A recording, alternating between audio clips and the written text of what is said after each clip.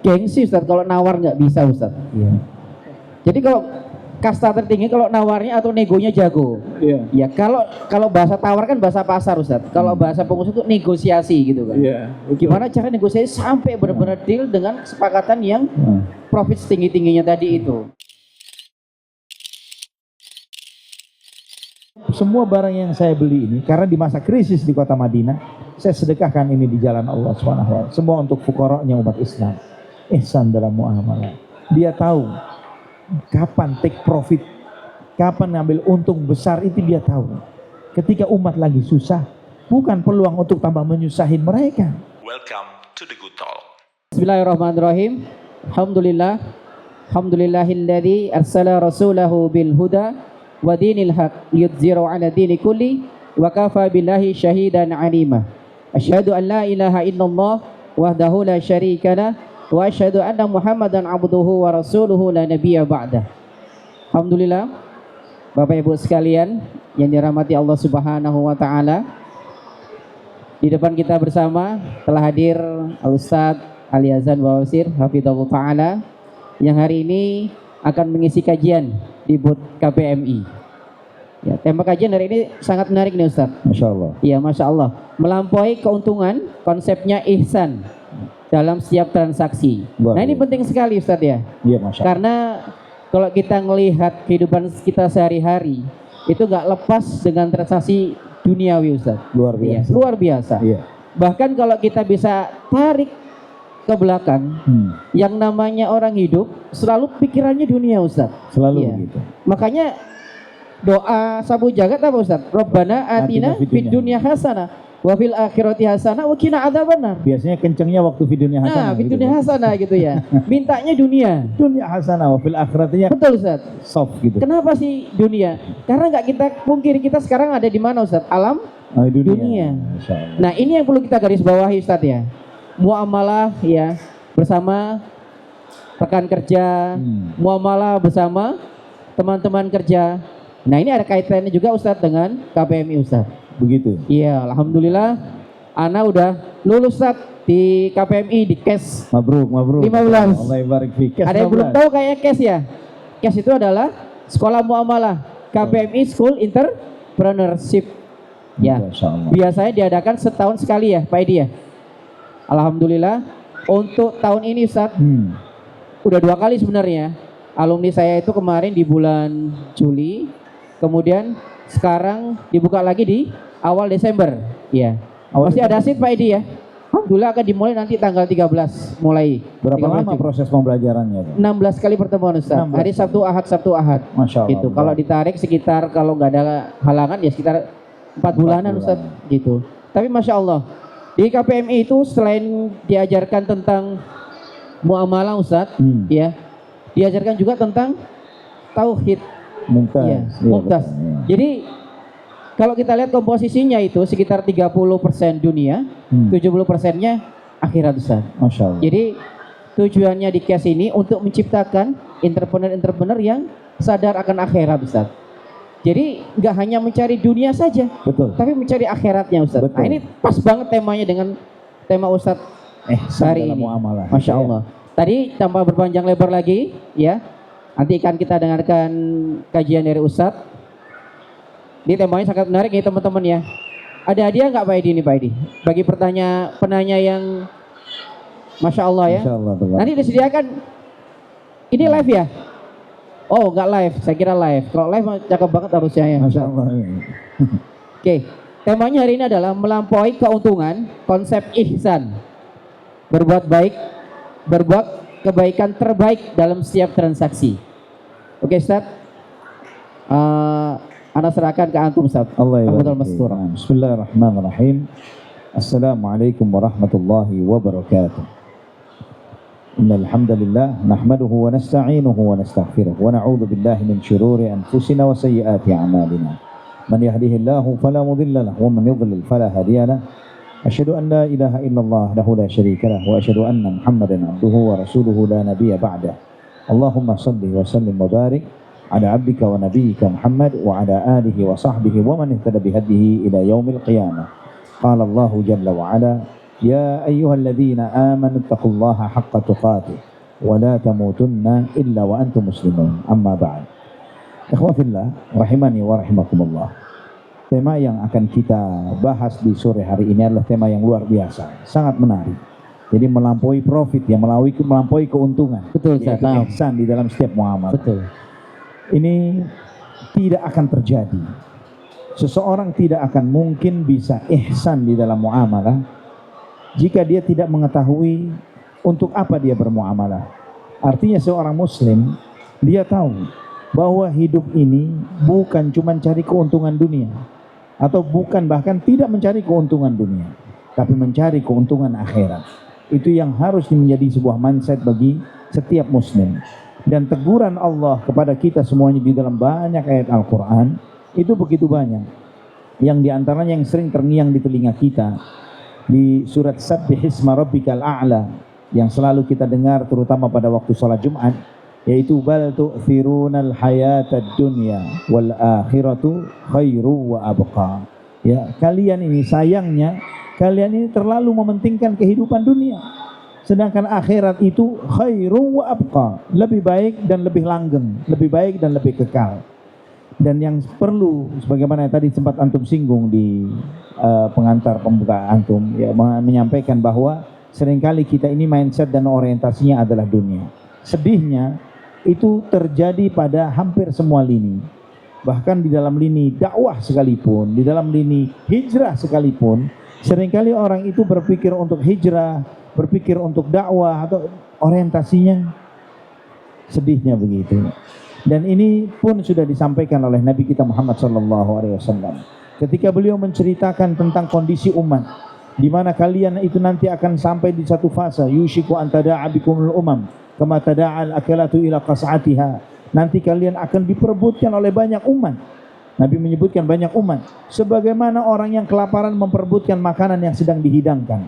Ketika itu Nabi, kemudian sahabat bertanya, amin qillatin nahnu yawma idzin ya Rasulullah. Apakah kita pada saat itu sedikit sampai kita itu diperebutkan banyak umat? Kata Nabi SAW, bal antum yawma idzin katsir. Kalian pada saat itu banyak, walakinnakum ghutha'un ka ghutha'is sail. Banyaknya kalian sayangnya seperti buih di lautan. Jadi kita menyadari, kita merasakan bagaimana kondisi umat yang saat ini jumlahnya 2 miliar lebih, begitu ya. Tapi kita tidak memiliki kemandirian, tidak memiliki sikap, dan kita mengikuti arah gelombang. Seperti buih yang tidak memiliki sikap, mudah diombang-ambingkan ke timur, ke barat, ke utara, ke selatan, sesuai dengan kemana gelombang membawa kita. Itulah kondisi kita saat ini. Wala yanzi'annallahu min qulubi aduwikumul mahabata minkum. Allah akan mencabut dari hati kalian rasa takut terhadap diri kalian. Dicabut. Musuh Islam, musuh Allah tidak lagi merasa kagum dengan atau segan terhadap kaum muslimin. Dan itu sangat terlihat. Bagaimana Gaza dibombardir sampai sedemikian rupa. Dan Yahudi Israel tidak berhenti sampai di Gaza doang. Dia hajar Libanon, dia hajar Suriah, bahkan Doha, Qatar. Dan tidak ada perlawanan sedikit pun dari negara-negara tersebut. Kalau mungkin Suriah baru menggeliat dari tidurnya, Libanon mungkin dengan lemahnya, Doha, Qatar dengan segala kekuatannya, tapi ternyata nggak ngelawan. Itu sudah menunjukkan bahwa kita sudah tidak memiliki apapun, tidak memiliki kekuatan apapun, dan kita ini benar-benar buih, ya, banyak tapi tidak punya pengaruh, banyak tapi sampah dan akan mudah disirnakan, sehingga umat Islam sudah tidak lagi menjadi punya nilai. Bahkan cuma sekedar angka saja. Sekian ribu meninggal dunia, sekian ratus meninggal dunia, sekian puluh ribu. Cuma angka doang. Di dalam sejumlah angka itu ada siapa? Bagaimana mungkin di situ ada sejumlah orang-orang berilmu yang berkualitas, para ilmuwan dan yang lain sebagainya. Mereka sudah tidak disebut, cuma angkanya doang. Sudah dicabut rasa takut musuh kalian terhadap kalian. Dan wala yaqdhifannallahu fi qulubikumul wahn. Sebaliknya kalian akan terkena penyakit wahan. Apa itu wahan? Hubbud dunya wa karahiyatul maut. Cinta dunia, takut mati. Ini sayangnya kita seperti ini. Kita bangun tidur sampai tidur lagi, orientasi kita adalah dunia. Maka ketika seorang muslim menyadari bahwa inilah kondisi umat yang terjadi di akhir zaman, setiap upaya yang tujuannya adalah untuk mencabut penyakit wahan dari hati umat, supaya kita tidak lagi cinta dunia, supaya tidak lagi takut mati. Itu adalah upaya perbaikan umat, bahwa seorang muslim, seorang mukmin sesuai dengan kadar keimanannya, maka akan membuat dirinya tidak lagi cinta dunia dan tidak takut mati. Dan di saat itulah dia sesuai dengan yang dijalani oleh para sahabat Nabi radhiyallahu anhum ajma'in, yang mereka ini tidak cinta dunia dan tidak takut mati, tidak lagi silau dengan jumlahnya harta. Maka ketika dia sudah sampai pada derajat itu, dia paham bahwa muamalah ini adalah bagian dari ibadah, bukan cuma cari cuan dan profit, tapi ibadah, mencari ridhonya Allah subhanahu wa ta'ala. Maka dia akan terbentuklah ihsan di dalam muamalah. Contoh yang luar biasa sampai saat ini pun, ketika ana membaca contoh itu, membuat ana ini menggeleng-gelengkan kepala. Atau salah satu contoh seorang sahabat yang bernama Jarir bin Abdullah Al-Bajali. Jarir ini sahabat yang luar biasa. Beliau itu fase ketemu dengan Nabi SAW ini gak lama, cuman sebentar doang. Dia termasuk orang yang belakangan masuk Islam, tapi memang beliau belajar kepada guru yang terbaik, Muhammad sallallahu alaihi wasallam. Di antara pesan Nabi kepada Jarir bin Abdullah, di antaranya adalah, hendaklah engkau menjadi orang yang tulus memberi nasihat kepada setiap muslim. Jangan pernah ada pikiran untuk mengkhianati mereka, mengakali mereka, membohongi mereka. Ini pesan an-nushu ala kulli muslim. Bersikap tuluslah terhadap sesama muslim. Pernah sekali waktu Jarir ini menyuruh anak buahnya, bawahannya, beli kuda. Coba kamu beli kuda. Kemudian setelah dia beli kuda, ternyata kuda itu dinilai oleh penjualnya 200 dirham. 200 dirham. Balik dia, Tuhan, alhamdulillah saya berhasil beli dengan harga 200 dirham. Dilihat kudanya, spek kudanya terlalu murah dengan harga segitu. Di dalam benaknya Jarir bin Abdullah, ini kemurahan segini. Maka kemudian dia bertanya, kamu beli di mana? Di situ. Ownernya masih ada. Bilang saya pengen ketemu sama dia. Terus kemudian dipanggillah orang tersebut. Dan Jarir bertanya, ini kuda milik kamu. Kamu jual dengan harga 200 dirham? Iya benar. Kamu ridha dengan harga segitu? Iya, saya ridha dengan harga 200 dirham. Ditanya sama Jarir, kalau saya beli dengan harga 400 dirham, kamu ridha nggak? Ada nggak bayar begini zaman sekarang? Kalau saya beli dengan 400 dirham, kamu ridha nggak? Ya kaget penjualnya ini. Iya, ditawar 400, gitu kan? Allahu Akbar. Ini luar biasa. Luar biasa, Ustaz. Iya. Ini kalau nggak sahabat sudah mati semua udah. Ridha nggak kamu? Ya saya ridha dengan 400 dirham. Baik. Saya bertanya lagi, kalau saya beli 600 ridho enggak? 600, tadi 400 saya sudah ridho, apa lagi 600? Kalau saya beli 800 gimana? Saya melihat kudamu itu layaknya di 800 dirham, bukan 200 dirham. Dikalikan berapa nih? Dikalikan 4. Dikalikan, saya lihat harga kudamu layaknya adalah 800 dirham. Ini layaknya. Ini saya kasihkan kurangnya. Dibayar kurangnya oleh Jarir. Sambil berdiri, dia berjalan sambil berpaling, dia bilang, adapun apa yang saya lakukan kepadamu ini, ma bi min junun. Saya bukan orang enggak waras. Saya bukan orang gila. 200 kamu kasih, tapi saya bayar sampai jadi 800. Tapi saya ingat pesan Rasulullah SAW kepada aku, bahwa aku dipesankan, di antara pesannya adalah hendaklah bersikap jujur terhadap sesama muslim. Jujur. Kalau kita misalnya di acara ini, di acara Muslim Life Fair ini, di salah satu booth kita melihat salah satu produk yang dijual dengan harga yang kemurahan. Kita melihat tuh, ini di marketplace sekian nih, ini di sini sekian. Kita tahu produk itu. Ada yang mau mempraktekkan seperti Jarir? Ini langsung direct praktek nih, belajar nih untuk bersikap ihsan di dalam muamalah. Bersikap jujur seperti Jarir bin Abdullah. Inilah bedanya kualitas sahabat dengan kita. Kita kalau dapat yang seperti itu, waduh, ini kapan lagi? Langsung kita bisa di tempat langsung buka marketplace dadakan, ya, market all shop dadakan. Langsung kita jual, punya kamu saya beli semua. Saya jual ke tempat lain dengan harga 2 atau 3 kali lipat sesuai dengan harga market yang semestinya. Tapi di sini kita mengambil ibrah pelajaran, subhanallah. Ternyata ihsan di dalam muamalah itu adalah sesuatu yang di luar nalar manusia. Bahwa kita ini, setiap muslim diperintahkan oleh Allah subhanahu wa ta'ala, bisnis itu bukan cuma cari cuan saja, bukan cari profit saja. Allah pesankan kepada kita, wa ahsin kama ahsanallahu ilaik. Bersikap baiklah kamu sebagaimana Allah telah bersikap baik kepadamu. Ini di surat Al-Qasas ayat 77. Kita diajarkan bukan cuma cari profit saja, tapi bersikap ihsan sebagaimana Allah telah bersikap ihsan kepada kita. Ada 2 sikap mulia yang Allah perintahkan kepada kita. Sikap pertama adalah adil, sikap kedua adalah ihsan. Sebagaimana Allah sampaikan di surat An-Nahl ayat 90, innallaha ya'murukum bil adli wal ihsan. Sesungguhnya Allah memerintahkan kepada kalian untuk bersikap adil dan ihsan. Adil itu adalah memberlakukan seseorang sesuai dengan semestinya, apa adanya. Ya, kalau misalnya harga 100 ya dibayar 100. Ini adil, fair, clear, jelas. Itu adalah bagaimana harga 50 ya dibayar 50. Ini adil. Enggak diturunkan harganya, enggak dilebihkan. Tapi ihsan di atas itu. Ihsan ini lebih dari adil.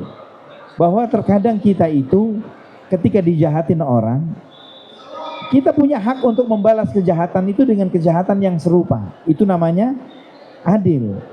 Tapi ketika kita dijahatin orang dan kemudian kita membalas kejahatan itu dengan kebaikan, itu namanya ihsan. Allahu akbar. Innallaha ya'murukum bil adli wal ihsan. Allah memerintah kepada kalian untuk bersikap adil dan ihsan. Dan besarnya lagi, hebatnya lagi ihsan di dalam muamalah, Allah sampaikan di surat Al-A'raf ayat 56, inna rahmatallahi qaribum minal muhsinin. Sesungguhnya rahmatnya Allah itu dekat dengan orang-orang yang berbuat ihsan. Jadi kalau kita mengharapkan besarnya rahmat Allah untuk diri kita, bisnis itu bukan cuma sekedar cari fulus, cari profit, cari untung. Di dalam interaksi kita keseharian bukan cuma itu, tapi bagaimana kita berbuat ihsan kepada orang lain. Maka ikhwatal iman, di antara ihsan di dalam muamalah yang disebutkan oleh para ulama, di antaranya oleh Al-Imam Ibnu Qudamah rahimahullah di dalam kitab Mukhtasar Minhajul Qasidin. Beliau mengajarkan ihsan dalam muamalah. Di antaranya beliau menyampaikan begini, bahwa di dalam menilai, mempricing, membuat harga untuk suatu produk, kita bisa menentukan harga itu, misalnya kita mengambil profit 100%, 200%. Apalagi untuk produk-produk yang kita ini adalah sebagai leader market untuk produk tersebut, sebagai market leader dari produk-produk itu. Jadi tidak ada kompetitor, hanya kita produsennya. Kita bisa menentukan harga sekian, mau nggak mau pasti dibeli. Ya, untuk yang seperti ini, kita mau mematok harga profit 100, 200, 300, 400% sangat mungkin. Tapi kemudian ya Allah, di dalam perbuatan ihsan, di dalam berbuat ihsan, kita membatasi profit kita supaya manfaat ini dirasakan oleh banyak orang. Kita bisa mengambil untung dengan cukup banyak, tapi kita merasakan bahwa produk ini dibutuhkan oleh banyak orang. Banyak orang yang membutuhkannya. Dan kemudian karena pertimbangan banyak orang yang membutuhkannya, kita batasi profit kita. Udah sekian aja dapat untung kok saya. Alhamdulillah, saya bisa hidup dengan profit yang sekian. Biarlah masyarakat atau umat merasakan manfaatnya dari produk yang saya produksi ini tadi. Maka ini adalah bentuk ihsan. Ihsan itu bukan berarti selalu rugi. Ya, seperti tadi membatasi profit dengan tujuan supaya produk ini dirasakan manfaatnya secara masif oleh umat, ini adalah perbuatan ihsan. Dan ini salah satu contoh yang disebut oleh Imam Ibnu Qudamah rahimahullah, dan juga disebut oleh Imam Al-Ghazali dalam kitab Ihya Ulumuddin. Termasuk juga bentuk ihsan yang lainnya. adalah dengan memperhatikan calon konsumen kita. Jadi terkadang ya, di antara para ulama menyebutkan ada orang yang membeli kepada kita. Terlihat dia ini membeli, misalnya kita pedagang sembako, kita jual beras, jual minyak, jual gula dan yang semisalnya. Orang datang dengan segala kelemahan dan kesusah payahannya. Ya. Dia dengan segala lemahnya, dengan miskinnya dia datang. Dia bawa dengan uang-uang recehan yang ada. Terus kemudian dia nanya berapa seliter beras? Sekian. Duitnya kurang. Seharusnya seliter misalnya 20.000, dia bawa uang cuma 4.000, 5.000, karena itu sanggupnya dia. Bagaimana ihsan dalam konteks ini? Saya terima. Ini 1 liter untuk Anda. Syukur-syukur 2 liter untuk Anda. Dan subhanallah, trader besar muslim banyak yang masih berbuat seperti ini. Alhamdulillah, di Ana sebagai ketua perhimpunan Al-Irsyad, salah satu divisinya ada namanya Arshina, Al-Irsyad Response Team Indonesia, yang selama ini juga mengirimkan banyak donasi ke Gaza. Di antara yang kita kirimkan, yang kita selalu membuat dapur umum di sana, kita buat makanan hangat, ya roti hangat untuk mereka. Selalu kita buat. Dapur kita pernah dibom juga pernah, dan mati 1 di antara relawan juga pernah kejadian setahun yang lalu. Kami beli gandum di Mesir, beli gandumnya di Mesir. Subhanallah, ternyata selama ini kami beli gandumnya, kita patungan dengan sejumlah NGO yang ada di sana. Itu harga dengan harga tertentu. Terus saya kenal dengan salah seorang pengusaha Indonesia yang bisnisnya sudah multinasional. Beliau buka pabrik tepung di sana. Kami nggak tahu, kami cuma cerita aja. Jadi beli gandum di mana kamu? Saya beli gandum di sini. Berapa harganya? Kemahalan, kata dia. Beli dari saya saja. Dia punya pabrik tepung di sana. Saya nggak tahu, tapi di situ dia yang beritahu. Berapa harganya? Sekian. Itu 1/4 dari harga yang biasa kami beli. 1/4-nya. Bukan cuma setengahnya, 1/4-nya. Kamu beli dari saya sekian. Kamu butuh berapa? Saya butuh 1 kontainer. Sekian ribu ton waktu itu. Sekian ribu ton. Nah, sekian puluh ton. Oke. Ada orang kamu di sana? Ada. Orang saya ada yang di Mesir. Nanti kami tinggal tugaskan untuk beli di sana. Ya sudah. Kamu ke sana, orang kamu bayar di tempat kami. Yes. Akhirnya saya beli 1 kontainer. Keluar dari gudangnya 2 kontainer. Ya. Iya, sudah harganya 1/4 lebih murah. Keluar dari gudangnya, ini milik kamu. Buy one get 2. Iya. Iya, 2 kontainer, bukan dilebihin 1-2 liter. 1 kontainer. Ya, dilebihin 1 kontainer. Masya Allah. Ini luar biasa. Dan pengusaha Indonesia. Bukan orang luar. Orang kita, bukan orang Mesir, bukan orang sana, orang kita, orang Indonesia. Itu ditambah lagi yang kami pakai beli untuk kontainer pertama, di antaranya duit dari dia juga. Masya Allah. Ya, kita nongkrong juga dia. Kamu ya kami kirim langsung. Ada orang kami yang ke sana untuk beli, mengatur, karena sudah. Ini dari saya sekeluarga. Saya ingat angkanya, dia keluarin duit kurang lebih 67.000 US dollar waktu itu. 1 M, ya, 1 miliar cash. Masya Allah, dalam bentuk dolar. Ini ihsan dalam muamalah. Bahwa ketika kita hidup di zaman masyarakat lagi kesusahan secara penghidupan mereka, sembako pada naik, semua barang pada naik, telur naik, ini naik, karena di masyarakat, kata ibu-ibu nih, karena sejumlah program yang mungkin kurang dikontrol dengan baik, ya akhirnya menyebabkan sejumlah sembako jadi naik, harga telur naik, harga beras naik, ini naik. Dalam kondisi seperti ini, naik ini belum tentu memang karena minimnya produk atau barang, tapi karena memang mengambil peluang. Ya, sejumlah spekulan mengambil peluang dengan cara yang seperti itu. Kebetulan saya juga punya kajian rutin di kantornya Pasar Jaya di Cikini. Mereka cerita, para pejabat-pejabat Pasar Jaya cerita, Ustadz, banyak spekulan-spekulan ini yang memainkan barang di pasaran, memainkan harga. Mereka mereka ini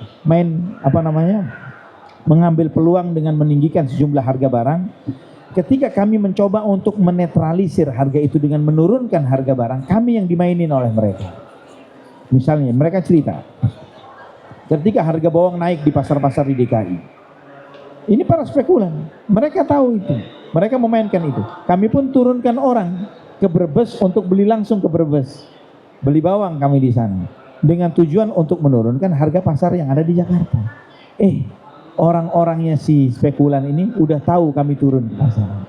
Jadi setelah kami beli dengan tujuan untuk menurunkan harga yang ada di DKI, harga pasaran di Jakarta udah diturunin oleh mereka. Yang rugi siapa? Pemerintah.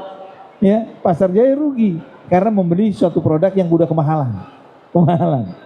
Ini luar biasa, negeri kita ini dimainin dengan cara yang luar biasa. Nah, ikhwatal iman rahimani wa rahimakumullah. Kalau jika bukan pengusaha-pengusaha muslim yang punya mindset besar bahwa bisnis ini bukan cuma cari cuan dan profit, tapi bagaimana berbuat ihsan, sebagaimana yang dilakukan oleh Uthman ibn Affan pada waktu di Madinah. Di masa krisis, sejumlah trader-trader Yahudi datang kepada Uthman ketika dia baru belanja dari Syam, ya, sejumlah bahan kebutuhan pokok yang ada di kota Madinah. Beliau membawa barang-barang ini dengan nilai yang cukup luar biasa, dan trader-trader ini, ya, para yang ambil grosir nih, ya, pembelian grosir ini, datang orang-orang Yahudi ini. Mereka mengatakan, ya Uthman, kamu jual berapa? Ya, kalian berani berapa? Modal kamu berapa? Modal saya sekian. Jadi saya lebihin sekian persen. Kurang. Sekian persen sampai dinaikkan 2 sampai 3 kali lipat. Kata Uthman, ada yang berani nggak? Kalau misalnya saya naikin harganya jadi 10 kali lipat, 1000%. Saya nggak jual kecuali dengan harga segitu. Kata si spekulan-spekulan Yahudi ini, gila kamu Uthman. Kami semua yang punya duit ngumpul di sini, nggak ada yang mau beli dengan harga segitu. Ya kami datangin sendiri aja.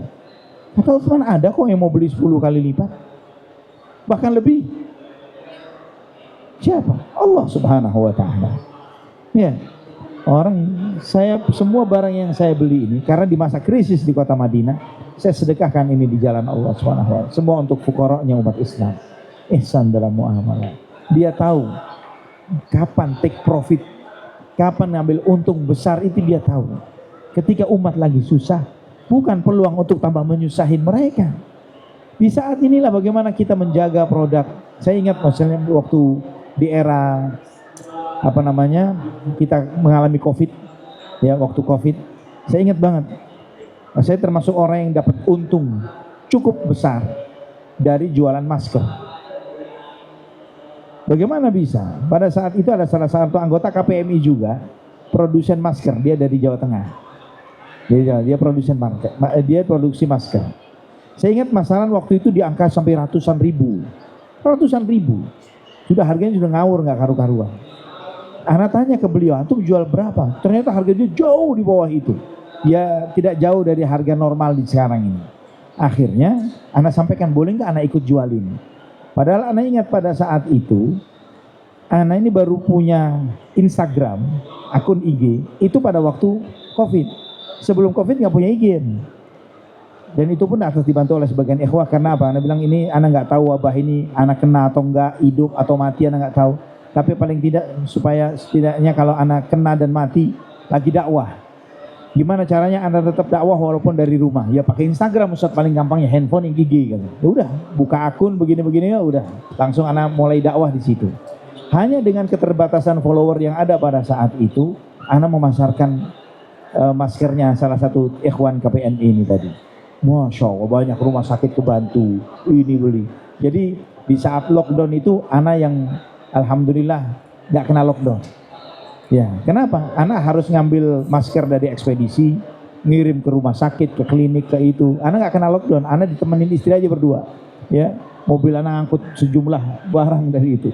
Tapi anak melihat, alhamdulillah, ternyata dengan cara seperti ini kita bisa membantu sejumlah rumah sakit, sejumlah ini klinik dan lain sebagainya untuk mensupport masker pada saat itu. Di saat yang lainnya mungkin punya peluang yang sama, tapi dia mengambil peluang untuk cuan yang luar biasa besarnya. Ini salah satu contoh. Jadi melihat subjektivitas klien kita atau customer kita. Kalau dia orang lagi susah, ya kurang-kurang sedikit, ikhlaskan. Ana masih ingat waktu ana masih thalibul ilm, ana SMP, ana datang ke salah satu toko buku. Ana masih SMP, kelas 2 atau kelas 3, kelas 1 atau kelas 2 atau kelas 3, ana lupa. Ana ingin beli kitab Sahih Bukhari ke salah satu toko kitab yang ada di Jawa Timur, Surabaya, di Jalan Panggung.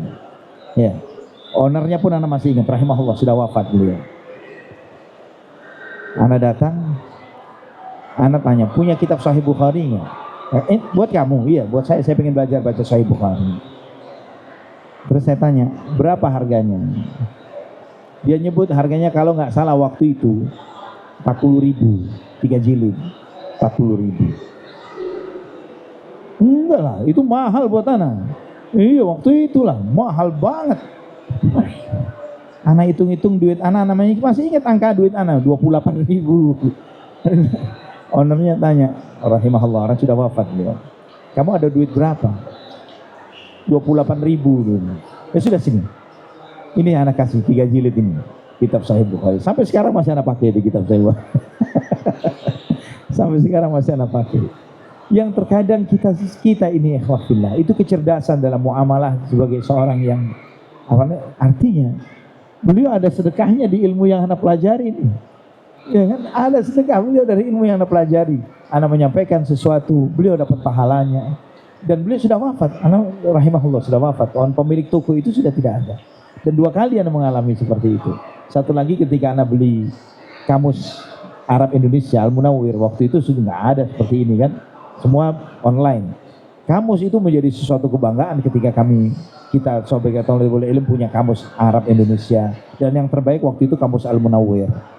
Begitu, anak ke salah satu toko, anak tanya harganya di luar jangkauan anak nggak sanggup. Udah, uang kamu berapa sudah kami terima? Ini belasan ribu uang anak, dan itu harga 70 ribuan kalau sana. Udah dikasih oleh dia. Kamu cukup besar, bisa dibuat bantal tidur gitu. Insyaallah.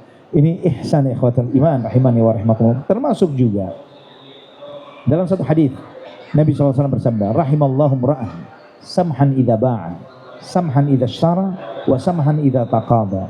Allah merahmati seseorang yang ketika dia membeli kurang lebih, ketika dia menjual kurang lebih. Samhan itu samaha, lapang dada, ya, nggak terlalu ketil ngitung profit, nggak terlalu ketil ngitung berapa kelebihan keberuntungan dia di dalam sebuah transaksi. Wa samhan idza taqada, dan dia kurang lebih ketika nagih hutang. Allah merahmati seorang hamba yang kurang lebih ketika membeli, menjual, dan nagih hutang. Ini bentuk ihsan di dalam muamalah. Seperti contoh-contoh yang tadi Anda sampaikan, ketika kita membeli sesuatu, kita tahu ini penjualnya orang susahan, orang yang nggak seperti supermarket yang kita nggak pernah nawar di supermarket. Tapi ketika kita beli di emperan, ketika orang yang memang jualnya cuma di depan itu lapaknya dia, atau yang cuma jualan tisu di perempatan jalan untuk nyambung hidupnya, ini dia ada 2 opsi. Penjual-penjual di perempatan ini ada 2 opsi. Dia bisa ngemis, bisa dagang. Dia meninggalkan mengemis, dia milih untuk berdagang. Yang seperti ini harusnya kita samaha kepada mereka. Kalau bisa, walaupun kita masih banyak di mobil, kita beli aja bayar. Kasih dia lebih. Dia berapa jualnya? 20.000, kasih 50.000. Nggak bakal bangkrut kita gara-gara kita lebihin 100% lebih dari transaksi kita ke mereka. Dengan 50.000 nggak bakal bangkrut kita. Kasih lebih. Orang-orang itu mereka bisa mau meninggalkan, meminta-minta, dan mengganti untuk menjaga raut wajah mereka, kehormatan diri mereka, mereka berdagangan. Termasuk juga mungkin perdagangan yang jual secara ngemper. Terkadang kita misalnya di pasar-pasar basah, berani kita mau nawar, sekian ya. Padahal kalau di supermarket nggak pernah nawar, nggak bakalan nawar gitu. Dan kita nggak nawar karena jagain ego kita doang, bukan karena kita nganggap itu kemurahan. Ini kita ikhwah fillah rahimani wa rahimakumullah, di dalam muamalah ini sangat penting untuk bersikap ihsan. Dan sebagaimana di awal kajian Anda sampaikan, tidak akan mungkin kita bisa bersikap ihsan di dalam muamalah kalau mindset kita adalah dunia. Kalau kita orientasinya yang penting ana profit, yang penting ana untung, berapa keuntungan ana. Ketika itu yang menjadi orientasi kita, nggak bakalan kita menjadi orang yang bersikap ihsan dalam muamalah. Wallahu a'lam bishawab. Insya Allah. Insyaallah Ustaz. Bagus banget Ustaz. Jadi emang di kehidupan dunia ini tidak terlepas dari sifat tadi Ustaz, ubud dunia. Oh, betul. Ya. Makanya seperti Ustaz tadi sampaikan ya, salah satu kelemahan dari umat muslim kita sekarang itu adalah sikap wahana. Kalau kita lihat dulu Sirah Nabawi itu, mendengar pasukan Rasulullah aja umat Yahudi takutan. Iya. Sekarang seperti buih Iya. di tengah lautan Ustaz. Masya Allah. Karena sifat wahan tadi Ustaz. Iya. Apa Ustaz sifat-sifat kiat-kiat supaya kita itu terhindar dari sifat wahan Ustaz? Yang kalau ditanya kiatnya, satu saja kuncinya, zuhud. Nah, zuhud ini seringkali orang salah paham tentang zuhud. Seringkali ketika antum harus hidup zuhud di dunia, itu selalu mindsetnya miskin. Biasanya kalau kita lihat zuhud itu orang yang Miskin, nggak doyan dunia Ustaz. Nah, betul. Makan uangnya banyak tapi makannya tempe, tahu gitu. Pakaiannya biasa aja gitu ya. Nggak ya kayak Ustadz begini gitu kan. Pikirnya Jadi kalau zuhud itu tampilan gini nggak harus zuhud, benar-benar meninggalkan dunia, enggak gitu kan Ustadz ya sebenarnya ya. Iya. Zuhud itu selalu identik dengan kalau hidupnya miskin, susah payah, compang-camping, tampilan apa adanya, nggak ada keren-kerennya gitu kan. Sebaliknya orang itu beranggapan bahwa hidup yang materialis itu yang banyak duitnya, yang kaya. Padahal zuhud ini adalah amalan hati. Kalau bisa anak katakan zuhud itu mindset tentang dunia. Bahwa seorang yang zuhud itu tidak pernah meletakkan dunia di hatinya. Dunia itu boleh di saku, boleh di saldo, boleh ya, di kripto boleh ya, silahkan. Punya sejumlah Bitcoin, punya sejumlah Ethereum, punya sejumlah XRP atau emas, perak, silahkan punya banyak di situ. Dengan dia tidak melupakan hak-hak Allah dari harta tersebut, tapi tidak ada satu tetes pun dunia itu masuk di dalam hatinya. Dan tidak selalu orang yang zuhud itu miskin, tidak selalu orang yang materialis itu kaya. Ana sering ketemu dengan orang-orang yang kaya raya, sangat kaya. Antum pernah ketemu dengan orang yang, Ana ini real, Ana pernah bersahabat, berteman dengan seseorang yang dia sudah membangun tidak kurang dari 350 masjid di Indonesia. 350 masjid pribadi Ustaz. Iya. Masya Allah. 350 masjid. Masya Allah. Bahkan dia bangun pesantren yang ya belum selesai, 28 miliar angkanya, bangun pesantren. Dan bangun itu dia nggak miskin Ustaz ya. Ya jelas. Maksudnya setelah bangun, kan orang kan mindsetnya kalau ini saya bangun ini, sedekah nih, hitung-hitungan punya uang 3M buat bangun 1M, pasti berkurang dong. Iya. Jadi 2M kan. Tapi konsepnya nggak seperti itu kan Ustadz ya. Sama sekali. Masya Allah. Dia hidup Masya Allah. Dan ini salah satunya yang anak kenal banyak orang seperti itu. Hidupnya dia sangat kaya raya. Sebaliknya anak juga banyak kenal orang yang materialis banget, tapi hidupnya di bawah pas-pasan. Bukan cuma pas-pasan, di bawah pas-pasan. Kalau melihat orang, lihat duitnya. Ini tajir nih, tajir. Kalau dekat sama orang, siapa tahu nempel-nempel dia kerebus rezekinya. Kebanyakan flexing gitu ya. Iya, ngelihat orang, lihat duitnya. Lihat kayak ngelihat orang, lihat isi saldo. Ini orang ini punya orang. Hitung orang, hitung duitnya. Saya bilang enak, apa yang bisa didapetin dari orang-orang yang dengan orientasi seperti itu, dengan mindset seperti itu? Ternyata materialis tidak membuat orang itu jadi orang kaya. Zuhud tidak membuat orang itu jadi miskin. Nah, terus bagaimana jadi orang zuhud? Ya, bagaimana punya mindset zuhud ini? Zuhud ini tidak akan diperoleh seseorang kecuali dengan dua. Yang pertama, dia punya mindset benar tentang dunia, dan mindset yang benar tentang dunia. Bagaimana mindset benar tentang dunia? Bahwa dunia ini receh, lemah, kecil. Wamal hayatud dunya illa mata'ul, dunia itu sakit. Dunia itu yang digambarkan oleh Nabi. Dunia kalian ini seperti salah seorang di antara kalian mencelupkan airnya di laut. Lihat berapa yang tersisa. Air yang nempel di jari kita kurang dari setetes. Ini dunia yang diperebutkan mulai dari orang yang paling kaya, nggak tahu siapa, Elon Musk atau siapa, sampai orang yang paling miskin, berebut dengan air yang kurang setetes dan yang nempel di jari kita. Sedangkan kita melupakan lautan. Dunia ini penuh dengan kesusahpayaan. Ya, kalau kita mau punya kebun kurma, niat baik berapa berjauhan pahala. Kebun durian, ya berapa nilai kebun sawit ya? Berapa investasinya kebun sawit? Sekitar 1 M lebih. 1 M lebih ya? Investasinya kebun sawit, terus 1 M lebih. Minimal 1 hektar. Minimal 1 hektar. Harus ngumpulin 1 miliar, nggak tahu ngumpulinnya dari mana, entah dari nyolok, entah dari yang halal di mana. Ternyata begitu susahnya untuk ngejar 1 hektar kebun sawit di dunia. Terus kalau misalnya kebalikan, saya pengen punya kebun di surga. Sebagaimana misalnya Nabi Ibrahim alaihissalam kepada Nabi Muhammad itu Mi'raj. Ya Muhammad, sampaikan salam untuk imanku dari dan sampaikan kepada mereka bahwa surga ini kebun tanah di surga. Banyak air dan tanaman yang ditanam itu cepat tumbuh.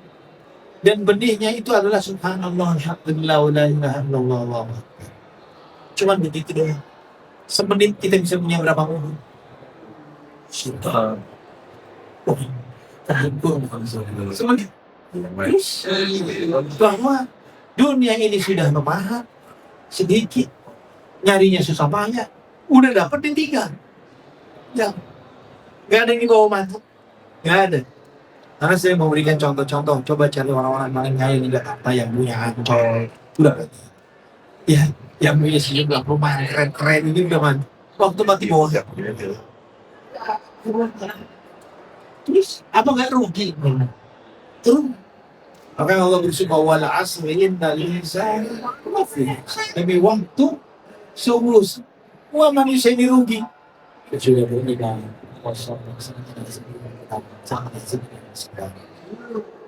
Itu saja caranya saudara. Jadi mindset pertama tentang yang agak memiliki hidup zuhud, yang pertama punya mindset yang benar tentang dunia, bahwa dunia ini remah, sebentar, susah payah nyarinya, dan selalu bikin susah. Sebelum dapat susah payah mengejar, sudah dapat susah payah menjaganya. Setelah apalagi kalau hilang susah payah berharap ini. Ini dia. Kemudian yang kedua, tidak akan zuhud kita kecuali dengan punya mindset yang kedua, yaitu punya pandangan yang clear tentang akhirat, bahwa akhirat itu akan jadi dunia itu di masa depan, bahwa akhirat itu masa depan. Akhirat itu jauh lebih mahal. Akhirat itu langgeng, kekal dan abadi. Dengan mindset yang seperti ini, maka seseorang itu memberikan tambahan bonus yang ketiga. Tadi seperti yang saya sampaikan, kalau kita memilih untuk punya orientasi atau mindset yang benar, zuhud, bahwa kita yang memilih untuk jadi, ternyata jadi zuhud itu nggak tiba-tiba jadi miskin. Karena apa? Karena rezeki itu sudah diatur. Nah, rezeki itu sudah diatur. Tidak Anda memilih untuk jadi zuhud tiba-tiba Anda jatuh miskin. Kalau Anda memilih zuhud, ternyata Allah membuat Anda menjadi orang kaya. Ya begitu yang bisa. Nah, sebaliknya ketika orang memilih untuk jadi materialis, nggak mau hidup zuhud, nggak tiba-tiba jadi kaya. Nah, Masya Allah.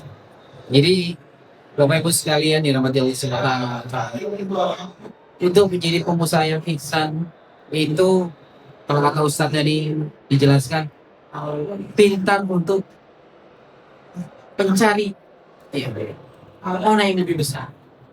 Kalau tadi kita belajar dari kisahnya Abu Jarir bin Abdillah tadi, beli kuda 200, ditawarnya 800, kan nggak ada gitu. Konsepnya adalah keberkahan, saling ridho dalam jual beli. Kadang kalau kita jual beli itu keceng-kecengan, siapa yang pandai untuk menawar dan merasa ketika dia menawar bisa dan dia bisa take gitu kan, merasa dia sebagai pemenangnya saya. Orang nggak begitu konsepnya. Makanya juga tadi mengenai dari kebun kurma juga, Anda teringat dengan kisah sahabat yang bernama Abu Ja'far yang menjual satu kebun kurma dengan satu kebun kurma di surga. Nah itu sepertinya harus kita masyarakat ya, punya mindsetnya itu bukan hanya dunia ketika bermuamalah, tapi mindsetnya adalah akhirat.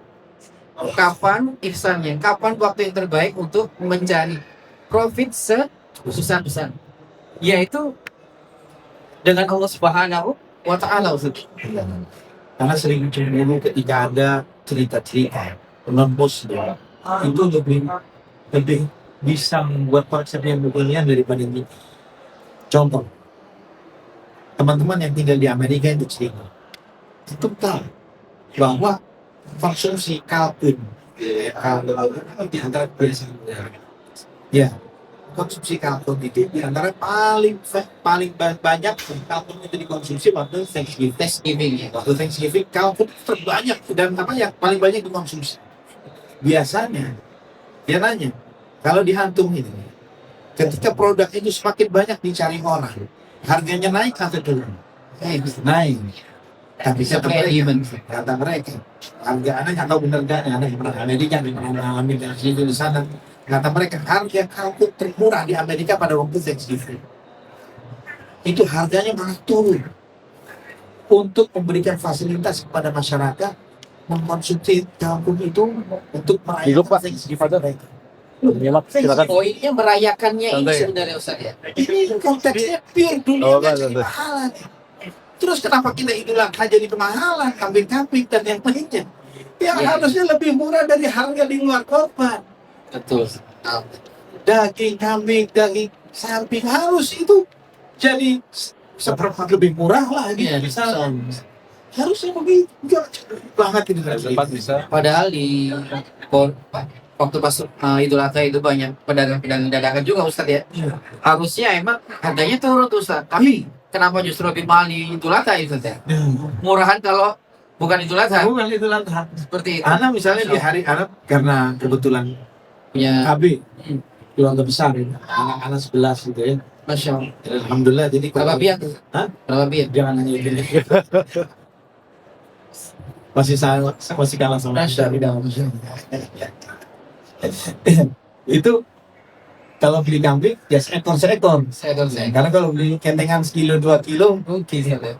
susah ya. Susah. Baru dimasak Api. habis itu. Masya Allah. Ayo beli seekor. Itu seekor itu harga paling karena bisa dapat di harga misalnya 1,1 juta 100, 900 paling mahal plus ongkirnya. Itu udah dengan kurang lebih daging kurang lebih 10-11 kiloan tuh. Murah banget. Iya. Melonjak kali nggak boleh kan? Idul Adha Paling murah sekitar buat kambing kasih kilo dapat nggak? Ya dapat. Iya kan ini kambing mati. Betul sih. Padahal kalau pas gak Idul Adha itu 1,5 juta udah dapat tuh satu ekor gitu. Udah, masya Allah. Masya Allah, betul. Nah, itu sekitar Sangat menarik sekali Bapak Ibu sekalian. Mungkin dari Bapak Ibu yang hadir di buat KPM ini ada yang ingin ditanyakan supaya diskusi kita lebih interaktif. Silakan, Monggo Ustaz. Masih ada di sini, silakan. Dari Afwan dulu. Sebutin nama Bu. Silakan pertanyaannya singkat, jelas, padat. Assalamualaikum warahmatullahi wabarakatuh. Waalaikumsalam. Ustaz Afwan, saya nanya agak sedikit berbeda, tapi terkait dengan pengusahaan. Ya. Oke. Jadi saya punya usaha travel. Ya. Kebetulan saya dan beberapa orang teman ini 4 orang founders. Jadi 2 orang dari luar negeri, 2 orang lagi Indonesia. Nah, yang sunnah itu cuma saya sendiri, yang 3 orang itu bukan. Dan saya berusaha untuk agar travel saya ini bisa sunnah gitu. Yang WNA-nya sih sepertinya tidak terlalu bermasalah gitu kan. Tapi yang 1 orang WNI-nya ini agak keras gitu. Apa yang harus saya lakukan ya Ustaz? Terkait ini konten. Jadi untuk konten saya membatasi tidak mengupload wanita. Kalaupun harus mengupload wanita wajahnya dulu, kan? Dan tidak memakai musik. Untuk 2 founder yang lain sih setuju. Tapi founder yang satunya lagi iya. Dan ini jadi kayak ngeberobotin. Selalu jadi susah mau majunya, balik lagi mundur ke masalah konten. Apa yang harus saya lakukan Mas? Baik, dan kamu yang perlu sebetulnya, masya Allah, bisnis travel ini adalah bisnis yang separuh dunia separuh akhir. Ya harus hati-hati Ustaz. Ya Nggak pernah sepi Ustaz, bisnis akhir ini Pak. Nggak pernah sepi bisnis ini. Karena berhubungan dengan ibadah Ustaz. benar. Nah, yang harus dengan berhenti. Sampai ini pokoknya Juara di memang cari profit. Tapi kita ini memfasilitasi seseorang untuk ibadah. Harapannya, kalau jamaah kita yang beribadah, ibadahnya benar, diterima oleh Allah, doanya bersaja, kita ke bawah nggak? Dapat berkahnya ya? Sebagai tren. Pasti dapat, boy. Nah, karena ya, dengan semangat seperti itu, maka cobalah menjaga supaya semua proses bisnis di dalam travel ini tadi, mulai promosi, iklan, dan sebagainya, jaga sesuai sama. Janji-janjinya jangan sampai meleset misalnya. Jadi itu yang lebih. Tujuannya apa?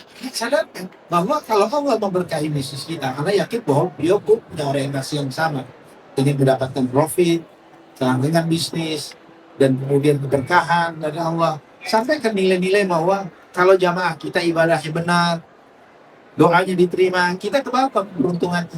Termasuk juga ketika kita ini memasang, misalnya dalam konten-konten yang ditawarkan, kita ini bukan jualan produk makanan, bukan produk ini, produk yang dimana Mekah Madinah ini nggak ada nyanyian, nggak ada musik di sana, ibadah itu pure ibadah. Kenapa tidak dibuat konten-konten itu ini sesuai dengan yang seperti itu? Coba diajak diskusi, mengertikan bahwa ini bisnisnya berbeda dengan model-model bisnis yang lainnya. Ya mungkin model bisnis yang lainnya, cara negosiasi kita mungkin agak berat kalau mengatakan menghilangkan ini ya musik dan sebagainya. Tapi di dalam bisnis travel berat, mungkin itu alasan berusaha. Cukup Ibu ya. Saya rasa ada pertanyaan lagi, silakan. Panitia nanya juga tuh. Kalau kita nawar gitu ya, kalau kita nawar nih, itu harus sampai gitu, dibejek gitu ya Ustaz. Gitu. Udah kalau bisa harga modal gitu. Nah, dan Gengsi Ustaz, kalau nawar nggak bisa Ustaz. Jadi kalau kasta tertinggi kalau nawarnya atau negonya jago. Ya kalau bahasa tawar kan bahasa pasar Ustaz. Kalau bahasa pengusaha itu negosiasi gitu kan. Gimana cara negosiasi sampai benar-benar deal dengan kesepakatan yang profit setinggi-tingginya tadi itu. ya mungkin ada gengsinya juga seperti itu. Nah itu gimana Ustaz? Yes. Jadi sebetulnya ketika dia menjadikan anak, perhatian dengan hujahnya dia, argumennya dia. Argumen dia adalah bisnisnya yang growth. Ya. Padahal dia cuman menggunakan salah satu contoh subjektif dirinya. Dia tidak punya kasus-kasus yang lainnya, contoh-contoh yang lainnya. Dia belum melihat bahwa sebagaimana contoh orang-orang yang tadi ya jadi teman-teman yang ada teman-teman anak itu ya. Yang mereka ini semuanya tidak pernah berorientasi seperti itu. Ya, kurang lebih dalam jual beli. Karena di dalam transaksi jual beli itu ada rahmat Allah Subhanahu wa taala bagi siapa? Yang mereka kurang lebih. Ya, kalau misalnya dia berargumen dengan perjalanan bisnisnya, kita argumen dengan hadis Nabi SAW. Rahimallahu ra'an samhan idza ba'a, samhan idza ishtara, wa samhan idza taqada. Allah merahmati seseorang yang dia kurang lebih di dalam membeli, menjual, dan ketika dia nagih hutang. Ini argumen dalil hadis Nabi SAW mengalahkan logika, mengalahkan pengalaman, mengalahkan apapun itu bagi orang yang beriman. Ya harusnya dengan cara seperti itu. Antum menyelisih Nabi. Mungkin orang yang antum tawar mungkin karena kasihan melihat antum satu di antara dua. Orang yang bakhilan itu musibah, atau orang miskin maka dia mau nolong antum. Ini kasihan nih, orang nggak punya, orang Afgan. Kayaknya harus ikut cash lagi. Iya. Spesial bagi pengurus tuh ada diskon gitu ya. Ngomong-ngomong sampai jam berapa ini Pak Edi? Lanjut ya? Lanjut terus? Oke. Ada lagi yang pengen ditanyain dari akhwat? Dua pertanyaan lagi ya. Satu akhwat, satu ikhwan. Ikhwan dulu atau akhwat? Silakan.